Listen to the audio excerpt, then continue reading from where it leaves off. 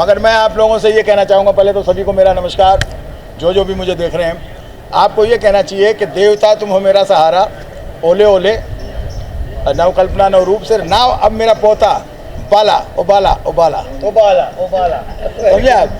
तो संगीत से तो हमारी 4 पीढ़ियाँ हैं और सर के साथ भी हमारा काफ़ी रहा है। आज मेरे साथ में एक मेरी शरीक हयात है, एक हमारे फिल्म हिंदुस्तान की बहुत बेजोड़ कलाकार हैं पुष्पा जी, और ये मेरी भी एक ही है जिसका नाम है रेशमा। और आज हम लोग आए हुए हैं। अच्छा, एक ही है? हाँ जी जी। चलिए, अच्छी बात है। अभी आज इस प्रोग्राम में आए, इसके बारे में आप क्या कहेंगे? हम यही कहेंगे कि हमारे हिंदुस्तान में नहीं, पूरी दुनिया में इस चीज़ के लिए, ग्लोबल के लिए जो भी ये जो संघर्ष हो रहा है, और मैं इस संस्था से करीबन 6-7 साल 8 साल तो हो ही गए हैं, और हमारा यही मतलब एक उद्देश्य रहता है कि सबको समझाने की कि जितने ज़्यादा से ज़्यादा हो पेड़ लगाओ, पौधे लगाओ और प्रदूषण से बचो। और ये ह्यूमन बीइंग जो हमारा ये है संस्था, बहुत ही प्यारी संस्था है। इसमें जो जुड़े हुए जितने भी लोग हैं हमारे, राकेश पांडे जी हैं, उमर जी हैं, और भी कई बड़े बड़े दिग्गज हैं, भी सबके नाम लूँगा तो पता चला फिर मैं बोलूँ क्या। तो सारे महान इसमें लोग हैं, बबीता जी हैं। तो मैं इतना ही कहना चाहूँगा कि ये एक प्रोग्राम ही नहीं है, ये हमारे आगे आने वाली पीढ़ियों के जीवन के लिए जो हम लोग सोच रहे हैं आज, जैसे कि हमारे बुजुर्गों ने हमारे लिए सोचा तो आज तक हम जिए, अब आने वाली पीढ़ियों के लिए हमें सोचना चाहिए कि हमें प्रदूषण कम फैलाना चाहिए। और जो ये फंक्शन हम लोग करते हैं, इसको सिर्फ फंक्शन ही मत समझिए, इसको अवेयरनेस में लीजिए कि हमें भी इनकी तरह जागरूक होना चाहिए।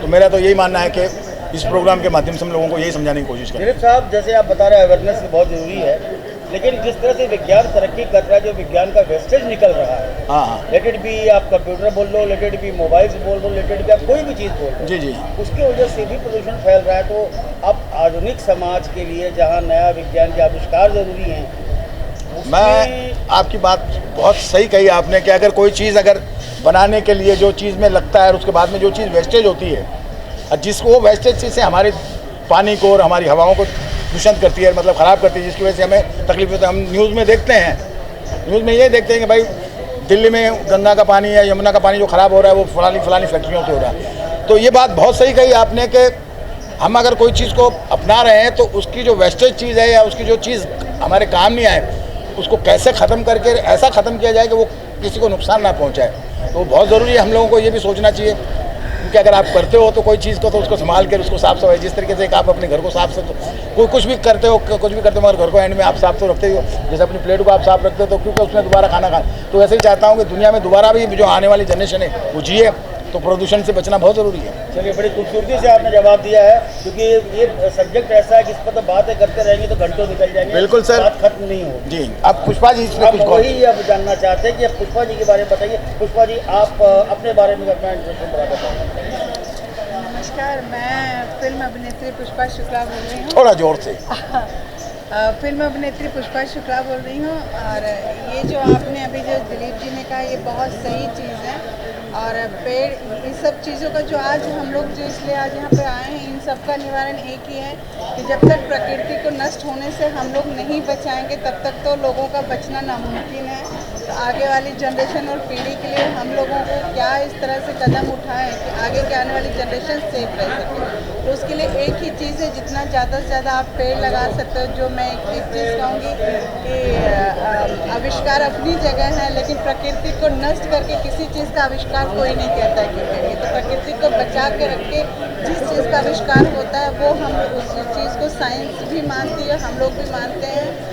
और रही बात जो हमारा अपन प्रदूषण वगैरह सब चीज़ें, जब तक पेड़ नहीं लगाएंगे तब तक प्रदूषण से भी हम लोग नहीं बच सकते हैं। तो आज की जितनी भी जनरेशन है, हम सबसे यही चीज़ कहेंगे कि आप लोग ज़्यादा से ज़्यादा पेड़ लगाइए, थोड़ा हरियाली ज़्यादा लाइए, कम करिए, नॉइज़ कम करिएगा, हर जगह लगा हुआ है। जितना इन सब चीज़ों से हम लोग बचेंगे, मोबाइल का आप लोग उपयोग करिए, लेकिन इतना करिए कि जहाँ आप लोगों का काम लगे। जिस तरह से आज देखते हैं कि पूरा परिवार बैठा होता है लेकिन लोग मोबाइल में लगे हुए हैं। ये चीज़ें हमारा, हम ये नहीं कहेंगे कि ये हम आगे तरक्की पे ले जा रहा है, ये कहीं ना कहीं दिमागी तौर से, मानसिकता से हमें और बहुत पीछे लेके जा रहा है। तो हमें सब चीज़ें लेके चलने की ज़रूरत है। कोई चीज़ें भी नुकसान नहीं करती, समय के साथ साथ हर एक चीज़ ज़रूरी है, लेकिन प्रकृति को बचा के चलते हुए। बहुत अच्छी बात कही आपने। अब जरा अपने बारे में बताइए, आपका आने वाले प्रोजेक्ट क्या है? होने वाला प्रोजेक्ट तो दिलीप जी ने आप लोगों को बता ही दिया, लेकिन अभी हम उस चीज़ को डिस्क्लोज नहीं करना चाहते हैं, बहुत कॉन्फिडेंशियल है। मैं एक बात आप लोगों से और कहना चाहूँगा कि जैसे बीच में एक मुद्दा उठा था कि आर्य कॉलोनी में इतने पेड़ कटे, तो काफ़ी बवाल हुआ लोगों को, मतलब उसमें घमासान भी हुआ लोगों ने। मगर मैं कहना चाहूँगा कि हम लोगों को ये सोचना चाहिए कि हमारी सहूलियत के लिए अगर सरकार कोई कदम उठाती है तो हमें सरकार का साथ दे के एक पेड़ की जगह, आज हम लोग इतने लड़ने के लिए तो 100 लोग चले जाते हैं, मगर वो वहाँ लड़ने के बजाय अगर एक एक डाली लेके उसी के साइड में अगर एक एक पेड़ लगा लें तो 100 पेड़ उग जाएंगे बशर्ते लड़ाई के। यही मुद्दा लोग समझ नहीं पाते, इसी पर फिर झगड़े होते हैं। चलिए आपके यहाँ बेटर हाफ से बात करते हैं। जी हाँ, आप ये बोल दीजिए जो मेरे पति ने बोला वो सही है, बोल दीजिए। बस ये तो आप ही की बात वहाँ कर रहे हैं। चलिए एक ही पत्नी है ना, एक ही कोई बात। चल बेटा एक फैमिली फोटो ले ले मेरा, तू आना गजान आओ तुम लोग। रवीश चंद्र पाठक मेरा नाम हुआ और सुप्रीम कोर्ट में वकालत करता हूँ। बड़ा ज्वलंत एक सब्जेक्ट है, विषय है जिसके ऊपर लगातार हम लोग काम कर रहे थे। और आज की जो आप हैदराबाद इंसिडेंट देखिए, जो महाराष्ट्र में जो इंसिडेंट हुए, इन सब चीज़ों को देखते हुए इसकी प्रासंगिकता और ज़्यादा बढ़ जाती है। पहले लोग शिक्षित नहीं थे, जिस शिक्षा को हमने आगे बढ़ाने का काम किया पिछले 70 सालों में हमारी सरकारों ने, आज लोग शिक्षित हो रहे हैं। आज देखिए हैदराबाद के इंसिडेंट को लोगों ने जिस तरीके से सपोर्ट किया है, कहीं ना कहीं हर इंसान के अंदर अपने अधिकारों को लड़ने के लिए ताकत होती है।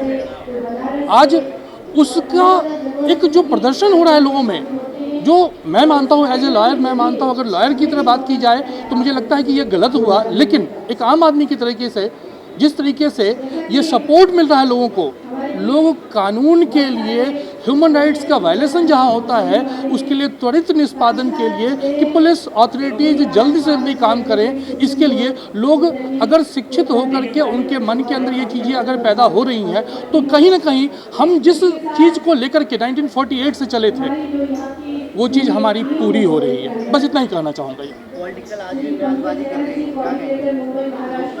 देखिए ऐसा है, राजनीति हमारे समाज का एक हिस्सा है, राजनीतिज्ञ हमारे समाज के हिस्सा हैं। अगर सरकारें बनती हैं और राजनीतिक पार्टियां हैं, अगर पॉलिटिकल बयानबाजी होती है तो कहीं ना कहीं राजनीतिज्ञ हैं वो ये चीज़ करते रहेंगे। और मैं समझता हूँ समाज के अंदर उनका भी एक रोल है। अगर वो ये बयानबाजी कर रहे हैं तो कहीं ना कहीं समाज का हिस्सा होने के कारण ये कर रहे हैं। आप लोगों में आक्रोश देखिए ना, लोगों में आक्रोश देखिए, सरकार के विरुद्ध जो बातें उठती हैं, कहाँ से वो आक्रोश ही तो सरकार को काम करने के लिए प्रेरित करता है, उत्प्रेरक का काम करता है, कैटलिस्ट का काम करता है। तो ये चीज़ें बहुत ज़रूरी है, मैं समाज के लिए समझता हूँ। 10 दिसंबर है, आज के दिन ह्यूमन राइट्स मनाया जाता है। पूरी दुनिया में सबको समानता का अधिकार है, 2 वक्त की रोटी का अधिकार है, अपनी बात को प्रदर्शित करने का अधिकार है, और ये अधिकार किसी से छीनने का किसी को कोई हक नहीं है। अगर कोई छीनता है तो उसके विरुद्ध कानूनी कार्रवाई होती है, सभी जानते हैं। और सर आप काफ़ी टाइम से इस संगठन से जुड़े हुए हैं और आप अच्छा कर रहे हैं। मुझे उम्मीद है कि आप देश के लिए, समाज के लिए और मानव के लिए, जितने भी दुनिया में लोग हैं उनके लिए आप अच्छा करेंगे। मुकेश जी कुछ अपने बारे में बताइए हमारे मीडिया को। देखिए सर, मैं एक्टर हूँ, मेरा नाम एक्टर मुकेश अग्रहरी है और मैं पिछले 13.5 सालों से इंडस्ट्री में हूँ। मैं अभी तक 41 फिल्में कर चुका हूँ। रिसेंटली मेरी एक फिल्म रिलीज़ होने वाली है जिसका नाम है मर्दानी 2। अभी एक फिल्म मेरी सिनेमाघरों में चल रही है जिसका नाम है मुंबई होटल, जो कि हॉलीवुड की फिल्म है। और अभी एक मैं वेब सीरीज़ कर रहा हूँ बालाजी के साथ जिसका नाम है मुंबई। उसमें मेरा किरदार बहुत अच्छा है, उसमें वसीम भाव का किरदार निभा रहा हूँ। एक फिल्म कर रहा हूँ निकम्मा, सब्बीर सर की फिल्म है जिन्होंने बागी डायरेक्ट की थी। एक मूवी कर रहा हूँ शमशेरा जो कि यशराज की मूवी है और जिसके डायरेक्टर हैं करण मल्होत्रा साहब। उस फिल्म में मेरे 2 सीन हैं। बस कर रहा हूँ सर, अच्छा कर रहा हूँ, मेहनत कर रहा हूँ और मैं चाहता हूँ कि सोसाइटी के लिए कुछ करूँ, आगे कुछ बड़ा बन के। जब मेरे हाथ में ताकत होगी, सत्ता होगी, तब मैं सोसाइटी के लिए कुछ करना चाहता हूँ सर। ओके जी, बहुत बहुत बधाई आपको। Thank you sir, thank you so much. फिर आगे इस तरह से आप काम करते रहिए, फिर मिलेंगे, फिर और बातें करेंगे और आगे आप बारे में चर्चा करेंगे। Thank you so much, thank you so much. Doctor Yogesh Dubey, मैं अध्यक्ष हूँ भारतीय विकास संस्थान के लिए, नेशनल यूथ अवॉर्डी हूँ और राष्ट्रपति द्वारा सम्मानित हूँ और कई संस्थाओं में एक्टिव हूँ और कई संस्थाओं का मैं अध्यक्ष हूँ। आज के इस फंक्शन के बारे में आप क्या कहना चाहेंगे? मुझे इस बात की बहुत खुशी है कि आज 10 दिसंबर के मानवाधिकार दिवस के अवसर पर आज यहाँ पर एक सम्मेलन का आयोजन यहाँ पर किया गया है और मैं मानता हूँ कि इस प्रकार के मानवाधिकार पर सम्मेलन नियमित रूप से आयोजित होते रहने चाहिए, जिससे लोगों को मानवाधिकार के प्रति जागरूकता बनेगी और साथ ही साथ जो है हम समाज में और देश में कैसे अपना योगदान कर सकते हैं उसके बारे में भी एक भूमिका तय हो सकती है। दुबे जी, एक छोटा सा सवाल है कि मानवाधिकार के ऊपर कई बार उसका दुरुपयोग भी होता है, इस बारे में आप बखूबी जानते होंगे, इस बारे में आप क्या कहेंगे कि सिर्फ उसके अधिकार को लेकर कई बार उसका गलत प्रयोग होता है? हम मानव अधिकार की बात कर रहे हैं, उसके दुरुपयोग की बात नहीं कर रहे। जहाँ जहाँ दुरुपयोग हो रहा है उस पर तत्काल जो है ऐसे लोगों पर कार्रवाई होनी चाहिए, कड़क कार्रवाई होनी चाहिए जो मानवाधिकार के नाम पर जो है दुरुपयोग इसका कर रहे हैं। लेकिन इस देश में बच्चों के लिए, महिलाओं के लिए, आदिवासियों के लिए, किसानों का जो मानवाधिकारों का उल्लंघन हो रहा है, निश्चित ही उस पर बड़े पैमाने पर काम करने की आवश्यकता है। आज इस संस्था के लोगों के बारे में आप क्या कहेंगे कि लोग जो इसमें प्रयासरत हैं पिछले कुछ सालों से, क्या इनकी तरक्की क्या रही है और क्या इनके बारे में आप उम्मीद रखते हैं? निश्चित ही एक प्रयास तो कर रहे हैं कि एक माहौल बने और लोग जो हैं निश्चित ही एक साथ एक दूसरे का सहयोग करेंगे तभी संस्थाएं आगे बढ़ती हैं। और पिछले अनेक वर्षों से मैं स्वयं भी समारोह में आता रहा हूँ। संस्था के सभी पदाधिकारी अच्छा काम कर रहे हैं और मानवाधिकार पर अपनी भूमिका भी अच्छे तरीके से रख रहे हैं।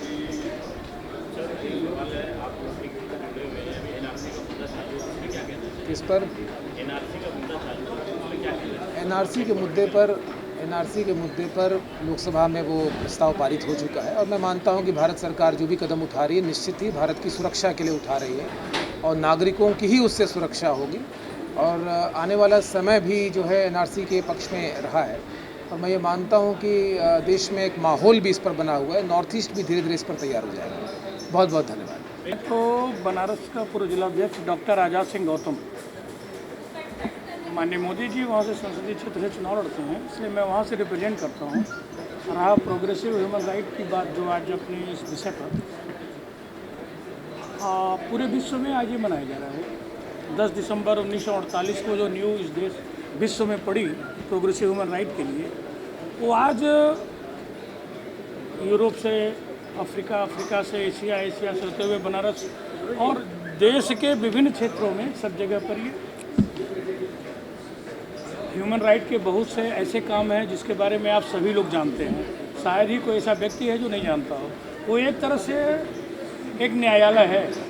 अगर कहीं इनजस्टिस हो रहा है तो उसमें जस्टिस दिलाने का काम प्रोग्रेसिव ह्यूमन राइट का अपना, मैं जिसका पदाधिकारी हूँ, मैं जिस कार्य के लिए यहाँ आया हूँ, ये उनका मुख्य काम है कि हम लोग जहाँ पर जस्टिफिकेशन नहीं हो रहा है वहाँ जस्टिफिकेशन कराना, और ये एक न्यायालय की तरह काम करती है। ये ऐसा नहीं है कि ये केवल 100 पीस है, कहीं आया कहीं गया। आज जैसे अभी आपने कुछ दिन पहले हैदराबाद की घटना देखी होगी, उसको मैं ये नहीं कर रहा हूँ जस्टिफाई कर रहा हूँ, या मैं ये भी नहीं कर रहा हूँ कि नहीं वो गलत हुआ है, लेकिन इतना ज़रूर कहूँगा कि मानवाधिकार का रोल उसमें था और मानवाधिकार ने अपना इंटरफियर किया और जो बातें सामने आई हैं वो आप सब लोगों को मालूम है वाया मीडिया, वो चाहे इलेक्ट्रॉनिक मीडिया हो या प्रिंट मीडिया हो, every person knows well known. तो उसके बारे में बहुत कुछ नहीं कहना है। हाँ, ये प्रोग्रेसिव ह्यूमन राइट जो हमारे 2 छोटे भाई जिसके चेयरमैन और ऑर्गेनाइजिंग सेक्रेटरी हैं मिस्टर राकेश पांडे, और mister Rakesh Pandey is the renowned family star Gujarati and Hindi film, वो उसके चेयरमैन हैं, और उनके छोटे भाई हैं मुकेश जी जो दिल्ली में रह करके मीडिया का ही काम करते हैं। वो इसको सह संयोजक के रूप में या कन्वीनर के रूप में कार्य करते हैं, और उन्हीं की ये जो आज का जो कार्यक्रम है उसी के लिए ऑर्गेनाइज किया गया। आपके साथ में जो बैठे हैं उनका परिचय कराइए हमारे। ये हमारे मैं परिचय कराता हूँ। मैं रामचरण गुजराती हूँ और दिल्ली में जो बीजेपी को रिप्रेजेंट करता हूँ। वहाँ पर जो है एक है राष्ट्रीय पक्षी ट्रेनिंग सेल, उस ट्रेनिंग सेल का दिल्ली का संयोजक हूँ। आज हम सब लोग इस कार्यक्रम में आए हैं प्रोग्रेसिव फाउंडेशन ह्यूमन राइट्स का जो कार्यक्रम है, ये फाउंडेशन जो है पिछले कई वर्षों से लगातार मतलब कि मानव अधिकार के लिए काम कर रहा है और देश के कोने कोने में आज जैसे महाराष्ट्र के अंदर बॉम्बे में ये कार्यक्रम है, इस प्रकार से कई प्रदेशों में इस प्रकार के कार्यक्रम हर वर्ष हम सब लोग जो है आज मानवाधिकार दिवस है, उसके लिए तो मैं सबको शुभकामनाएं भी देता हूँ। और जहाँ पर भी अन्याय होता है जहाँ भी जो अन्याय हुआ है, कई लोग जो है वो न्याय की बात करते हैं, एक पक्ष को लेके बात करते हैं, जहाँ दूसरी जगह न्याय होता है वहाँ पर लोग खुल करके नहीं आ पाते। हम सब लोग देश में सबसे ज़्यादा इसी बात को कर रहे हैं कि अन्याय कहीं हुआ है तो अन्याय होता है, चाहे वो कहीं भी, तो हमें सब जगह खड़ा होना चाहिए।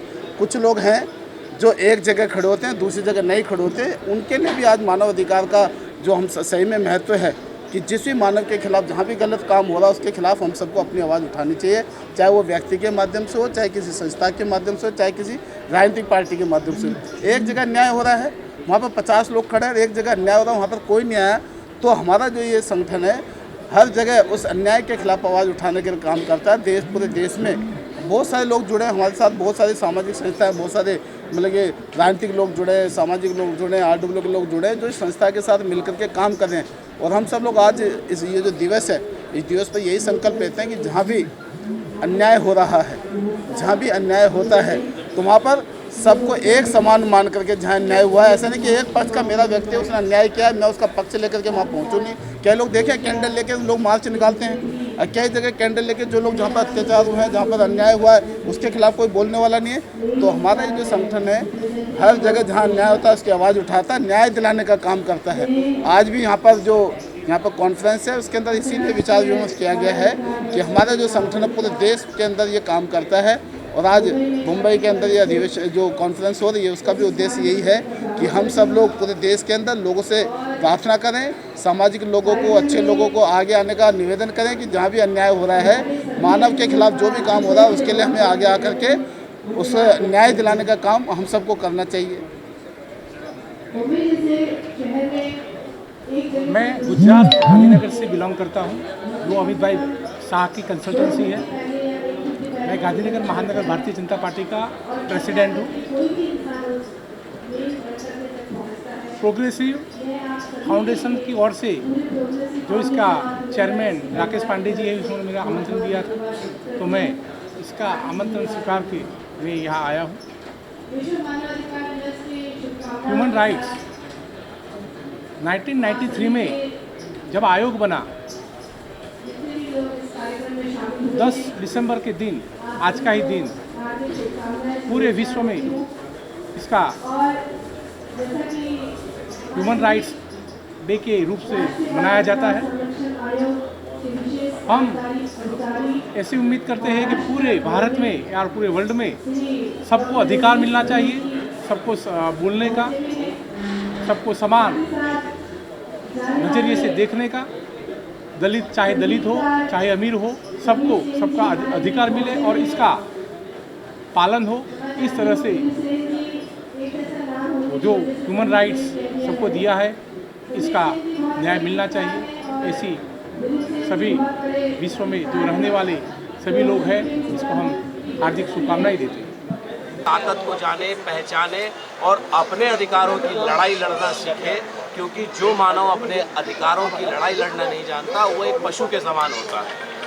और आज वर्ल्ड ह्यूमन राइट डे में इस अवसर के ऊपर, चूंकि अभी हैदराबाद के अंदर इतनी क्रूएलिटी के साथ जो रेप हुआ और जिस तरीके से उस डॉक्टर लड़की को जिंदा जलाया गया, इतना घिनौना अपराध था, और जिस तरीके से पुलिस वालों ने जो है उनका इनकाउंटर किया, संसार के अंदर, भारत के अंदर, हर कोने के अंदर जो है अप्रिशिएट किया जा रहा है। और क्यों ऐसा अवसर आया कि इनकाउंटर करने के बाद जो है पूरे देश के अंदर जो है सारे लोग खुश हुए, महिलाएं खुश हुई, पुरुष खुश हुए, बच्चे खुश हुए, और हर मर्द को शर्म आती थी उस घटना के बाद कि हम मर्द हैं, कि घर में अपनी बेटी का, अपनी वाइफ का, रास्ते में चलते अपने गर्लफ्रेंड के सवालों का जवाब कोई नहीं दे पा रहा था कि आखिरकार इंसान इतना गंदा क्यों हो गया है, मर्द जाति क्या इतनी गंदी हो सकती है कि निर्भया जैसा कांड और हैदराबाद जैसा कांड होगा। इसको पुलिस वालों ने इनकाउंटर करके ये चीज़ सिद्ध किया है कि मर्द जाति ऐसी नहीं है। मर्द जाति जब जब जरूरत पड़ेगी तो ऐसे अपराधियों का, ये सिर्फ रेपिस्ट है, इनकी कोई जात नहीं है, न किसी धर्म से बिलोंग रखते हैं, ऐसे लोगों का ऐसे ही इनकाउंटर किया जाएगा। लेकिन मैं मानव अधिकार के मंच से किसी की हत्या का फेवर नहीं करने के बावजूद भी एक चीज़ जरूर बोलना चाहूँगा कि ऐसी नौबत इसलिए आई क्योंकि अदालतों के अंदर 8-8, 10-10 साल तक, अभी निर्भया का मामला जो है 7 साल से जो है कोर्ट के अंदर जो है पेंडिंग पड़ा हुआ है, आज तक उन हत्यारों को फांसी फांसी नहीं हुई। ऐसे न अभी उत्तर प्रदेश के अंदर एक लड़की को जिंदा 1 किलोमीटर तक भागी, जिंदा जलाकर उसका रेप किया गया था। पहले उसका मुकदमा लड़ने के लिए जा रही थी अदालत में, रास्ते के अंदर वो बदमाश जिनको जमानत उसी कोर्ट ने दी थी उन्हीं रेपिस्टों को, और उन लोगों ने उसको जिंदा जो है जलाया सड़क पर खुलेआम। 1 किलोमीटर तक भागी, उसका शरीर पूरा जल गया था। किसी उस लड़की के अंदर कितनी हिम्मत होगी, माँ दुर्गा ने कितनी ताकत दिया होगा कि उसने किसी और से मोबाइल लेकर फ़ोन करके पुलिस को बुलाया और हॉस्पिटल में चीखती रही कि मैं मरना नहीं चाहती हूँ, इनको सलाखों के पीछे भेजना चाहती हूँ। तो ये किसकी देन है? आप आज से लेके पहले तक की जितनी सरकारें हैं उनको ये चेतावनी है कि अगर वो लोग नहीं संभले तो हर जगह इनकाउंटर होंगे, ऐसे अपराधियों की मॉब लिंचिंग होगी, ऐसे रेपिस्टों को लोग पकड़ पकड़ कर मारने लगेंगे। तब इस देश के लोकतंत्र का क्या होगा? लोग कानून अपने हाथ में ले लेंगे। तो अदालत के अंदर लाखों मुकदमे जो है आज की डेट में पेंडिंग पड़े हुए हैं। एक मुकदमे का नंबर 20 साल बाद आता है, 15 साल बाद आता है, जज नहीं है। जब जज नहीं है तो न्याय कहाँ से मिलेगा? तो जजों की संख्या बढ़ाओ और बाउंड करो कि 24 घंटा, 48 घंटा, 3 दिन, 5 दिन में ऐसे रेपिस्ट जो घिनौने हैं इनके खिलाफ सीधे सजा देनी है। इनके पीछे कोई ट्रायल चलाने की जरूरत नहीं है। तब जाके इनके अंदर दहशत होगी जब इनको जिंदा जब आप लटकाओगे ऐसे लोगों को और टाइम पीरियड में लटकाओगे, टाइम फ्रेम पे लटकाओगे, तब कोई इनकाउंटर करने की ज़रूरत नहीं होगी। किसी भी हमें भी उसकी हिमायत करने की ज़रूरत नहीं पड़ेगी। लेकिन अब ज़रूरत आ गई है देश को एक सख्त कानून बनाने की। और एक बात और आप लोग की मीडिया के माध्यम से कह देना चाहूँगा, दोस्तों आप लोग हो संसार में एक हर बात पहुंचाते हो, ये बात जरूर पहुंचाओ, क्योंकि ये आपके घर में, हमारे घर में, इनके घर में, इनके घर में, हर आदमी यहाँ समाज से जुड़ा हुआ है। आज देश 70 साल में हर बच्चा एक चीज़ सीखता है कि मोर को मारने पर फांसी हो सकती है। तो मोर को मारने की हिम्मत किसी को नहीं होती। कोई मोर को देखो कोई मारता है, लेकिन यहाँ पर लड़की का, वो भी 2-2 साल, 4-4 साल, 5-5 साल की बच्चियों का इस तरीके से बलात्कार हो रहा है। ये बलात्कार तमाम मानव जाति का है, तमाम मानव जाति का है, भारत के लोकतंत्र का है, भारत के संविधान का है। दृढ़ता अब सिर्फ बातों से नहीं चलेगी। आज के समय में कोई भी लीडर या नेता कहता है कि इसके अंदर जो है जल्दी सुधार हो जाएगा, जल्दी जो है हम न्याय करेंगे, न्याय प्रणाली को दुरुस्त कर देंगे, 256 जो है उत्तर प्रदेश के अंदर न्यायालय खोल दिए गए हैं कि 256 न्यायालय को और बढ़ा दिया। 256 न्यायालय से कुछ नहीं चलेगा। देश के अंदर एक ऐसा कानून लागू करना पड़ेगा जो लोकसभा में पारित होता है, कोई राज्य के अंदर नहीं, लोकसभा में पारित होता है। जैसे मकोका है, कोटा है, वैसे इसका कानून होना चाहिए कि ऐसे अपराधियों को पकड़ के तुरंत 24 घंटे के अंदर अगर वो अपराधी है तो देश का 1 रुपया हमारी इनकम टैक्स का ऐसे अपराधियों को खिलाने में पिलाने में खर्च नहीं होना चाहिए। इन लोगों को सरेआम जो है उठा के फांसी दे देनी चाहिए, क्योंकि इससे घिनौना अपराध हो नहीं सकता। और इतना घिनौना इस देश में हो रहा है, अगर इसको अभी नहीं रोका गया तो हर पुलिस स्टेशन के अंदर इनकाउंटर होंगे या पब्लिक के द्वारा जो है ये लोग मारे जाएंगे, जिसका एक मानवाधिकार संस्था कभी भी समर्थन नहीं कर सकती। लेकिन अगर अदालतें, देश का कानून इतना सख्त नहीं हुआ तो कोई रोक भी नहीं पाएगा। और हम नहीं चाहते हैं कि लोकतंत्र का हनन हो।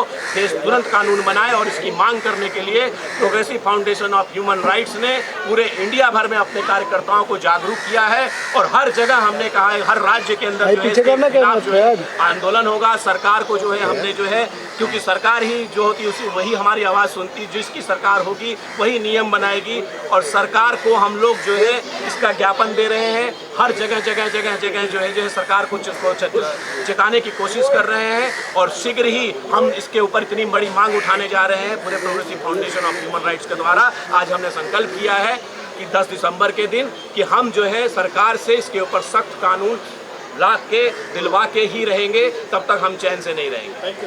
हम महिलाओं को ही मजबूत बनना चाहिए। जो हम मजबूत बन जाए तो हम हमारे साथ, अगर ये सब हमारे साथ दे रहे हैं तो वो साथ से हम आगे बढ़ सकते हैं। जैसे कि इन्होंने बोला कि फांसी चढ़ा देनी चाहिए, ऐसे ही आउट ऑफ इंडिया में सब जगह फांसी चढ़ाई जाती है। विथिन 24 घंटे में सऊदी में जल्दी मारी जाती है और सरेआम लटकाए जाते हैं। तो मैं चाहती हूँ, मैं भी सरकार से यही दरख्वास्त चाहती हूँ कि ऐसे ही कानून लाया जाए अपने भारत में और हमारा भारत का नाम रोशन करे, ना कि हमारा भारत का नाम बदनाम करे। हमारे भारत को आगे बढ़ना चाहिए। और इसी सब में पहले तो हमें महिलाओं को मजबूत बनना है और हमारी संस्थाएं मजबूती है, इनका साथ लेके हम आगे ज़रूर करेंगे। और मीडिया द्वारा हम ये मैसेज पहुंचाना चाहते हैं, पीएम मोदी तक भी पहुंचाना चाहते हैं कि वो भी सुने कि हम बेटियां असुरक्षित है तो बस हमारे ऊपर एक कार्य करें। धन्यवाद।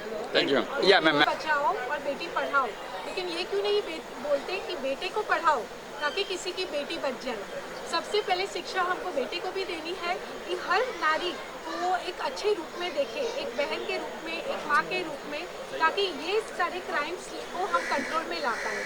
मेरी गुजारिश यही है कि पढ़ाई, एक एजुकेशन से ही हम एक चेंज ला सकते हैं और चेंज लाने के लिए सबसे पहले हमें खुद को बदलना है, क्योंकि we are the only person who are responsible for the change. First change yourself, change your immediate person in your family, then only the change will be international or will be the worldwide. तो सबसे पहले अपने में change लाइए, अपने घर वालों में चेंज लाइए। हर घर में ये चेंज आ जाएगा तो हमें कहीं बदलाव लाने की ज़रूरत नहीं पड़ेगी। हर इंसान एक अच्छा हो जाएगा और ह्यूमन राइट के लिए हमें इस तरह लड़ना या बोलना नहीं पड़ेगा। क्या बात है, थैंक यू।